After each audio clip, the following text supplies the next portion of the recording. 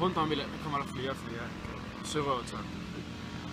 De ligger landsbyer langs kysterne øde over hele Europa.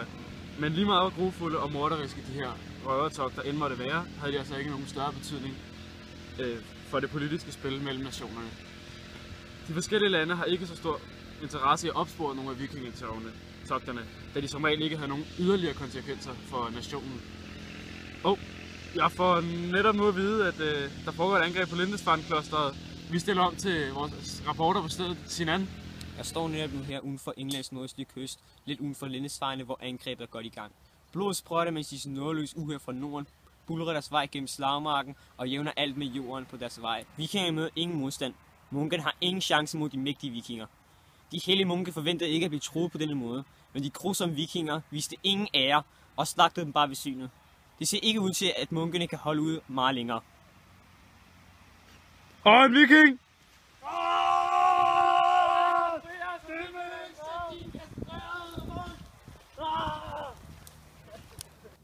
Vikingerne nåede os ikke bare med at slagte munkene. De lavede også hærværk på det hellige kloster. Ikke vores hellige kirke! Og det var alt. Tilbage til studiet.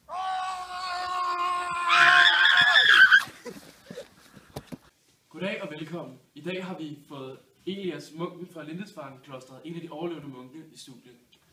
Nå, Elias, hvordan oplevede du så angrebene? Jo, nu skal du bare høre. Det hele startede kl. 7 om morgenen, da jeg skulle ud for at blive morgenbøn. Det var en dejlig, stille, fredsfyldt, solskinsrig dag. Det var simpelthen bare så dejligt, og jeg troede bare, det ville blive bedst. Jo, men nu skal du lige holde dig til mit spørgsmål, fordi jeg spurgte egentlig, da vikingerne angreb, hvordan oplevede du det? Det var grufuldt. Jeg så lige pludselig en hel masse skibe. Jeg havde aldrig set så store skibe før. Og så kom der en hel masse hornklædte, jeg ved ikke hvad de var, nordboere. De kom bare myldrende ind. Hvad gjorde de ved jer?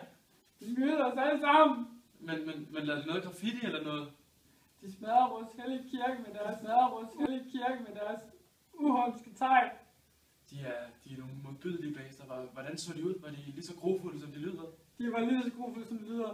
De havde hjelme med horn på, og de havde økser og køller, og de vidste ingen noget. De dræbte bare alle mine venner. De skånede der børn og kvinder, gjorde de ikke? De skånede ingen. De var fuldstændig nådesløse. De var fuldstændig ligeglade, og så tog de bare alle vores værdier fra kirken. Vores hellige vigevand og vores hellige guldbæger. De tog da vel ikke al jeres brød og jeres guld? De tog alt.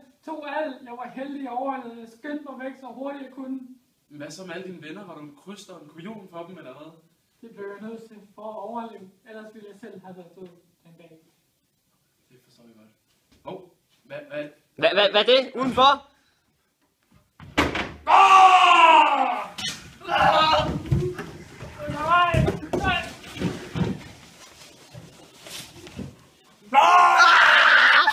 Vikingetogterne generelt havde kæmpe stor betydning for landenes kystbyer, men det havde ikke nogen større betydning for nationerne. Angrebet på Lindisfarne er et af de mest kendte overfald nogensinde, fordi det er det første angreb, som er dokumenteret i form af skriftlige kilder. Derudover er det et af de mest berygtede vikingetogter nogensinde, fordi det foregik på hellig jord og imod hellige mænd. Derfor blev det af mange betragtet som et af de mest grusomme vikingetogter nogensinde. Om angrebet skriver den angelsaksiske krønike. I dette år viste der sig skrækkelige tegn over Northumbria, som skræmte indbyggerne slemt. De bestod af mægtige hvirvelvinde og lyn, og ildsprudende drager sås flyvende i luften. En svær hungersnød fulgte snart oven på disse tegn, og lidt efter i det samme år, den 8. juni, ødelagde hedenske mænds hærninger jammerligt Guds kirke på Lindisfarne med plyndring og mord. Angrebet udløste også officielle breve fra den lærte Alcuin fra det sted, som er mest erhverdigt for alle i Britannien, er givet til rov for hedningen. I året 795 var vikingerne nået rundt om Skotland og ned til øen Lona, hvor det gik ud over det erhverdige St. Columbus kloster og helt til Irland. I året 799 blev St. Philiberts kloster på øen Nordmurtir i Loire-flodens munding plyndret. I den følgende tid var der tit samspil mellem vikingeaktiviteter på alle britiske øer og videre mellem disse og både togter på fastlandet og koloniseringerne af de nordatlantiske øer og områder, der var helt eller næsten folketomme. Det første registrerede overfald på Vesteuropas fastland fandt sted år 810. Det er omtalt i de frankiske rigsanaler og var rettet mod Friesland, der gennem mange år skulle blive et centralt mål for vikingeinteresser. Den første registrerede sørøveroverfald, bortset fra episoden på Nordmortier-øen 799, fandt sted i 820. Ifølge rigsanalerne bestod flåden her af 13 skibe, der først forsøgte sig i Flandern, men blev slået tilbage af kystvagterne. Derpå ville de plyndre i Seinemundingen, hvor de også måtte trække sig tilbage.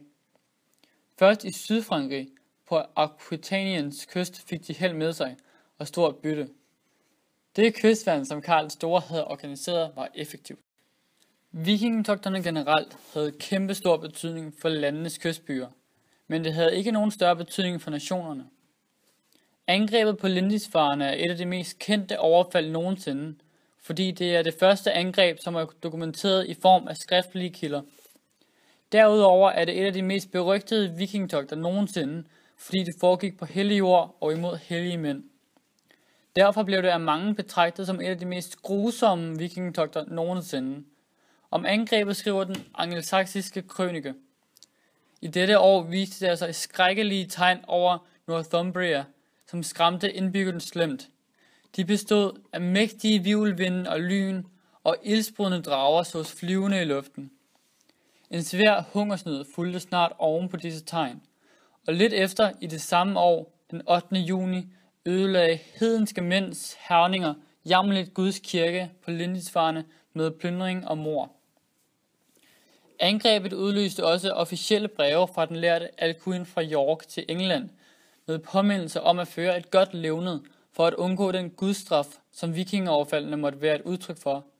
Han skrev dette til kong Ethelred af Northumbria. Betænk, at i næsten 350 år har vi og vores forfædre boet i dette såre smukke land, og aldrig tidligere er en så rædselsfuld gerning forekommet i Britannien, som den vi nu har været udsat for fra et hedensk folks side. Ej heller ville man have troet, at et sådan overfald fra havet kunne finde sted. Se den hellige Cuthberts kirke er tilstænket af blod.